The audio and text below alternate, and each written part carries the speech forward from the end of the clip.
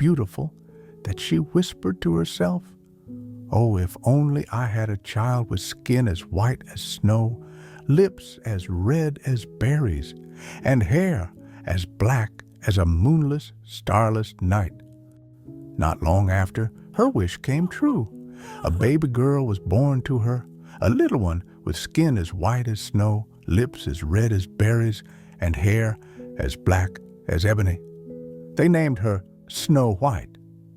But sadly, just after the baby was born, the queen fell into a gentle, enchanted sleep, from which no one could awaken her.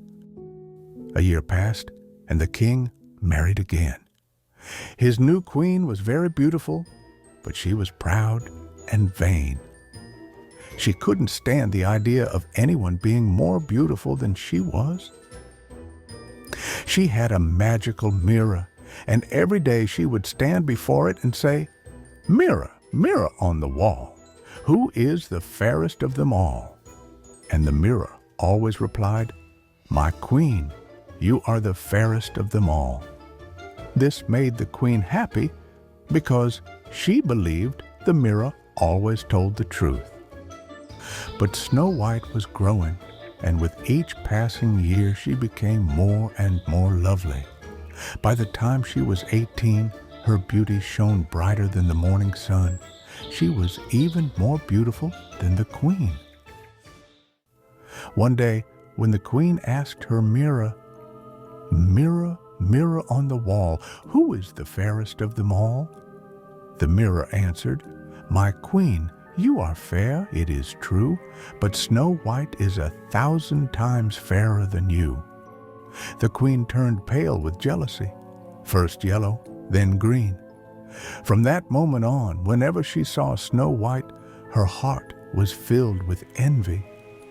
Her jealousy grew like thorny weeds inside her until she couldn't sleep or rest. At last, she called a huntsman and said, "Take the child deep into the forest. I never want to see her again. Leave her there and make sure she never returns." The huntsman obeyed and led Snow White into the forest. But when he looked into her innocent eyes, she began to cry softly. "Oh, kind huntsman," she pleaded, "please let me go. I'll run into the deep woods and never come back again." The huntsman's heart softened. Snow White was so gentle and beautiful, he couldn't harm her. "Run, little one," he said gently. "Run far and never look back." He felt relief fill his heart because he had spared her.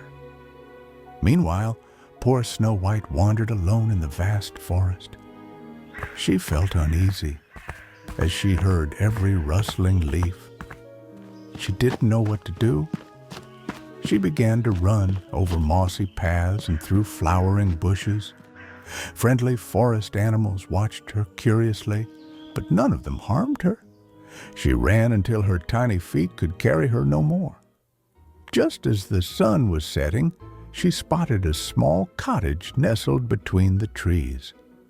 She stepped inside to rest.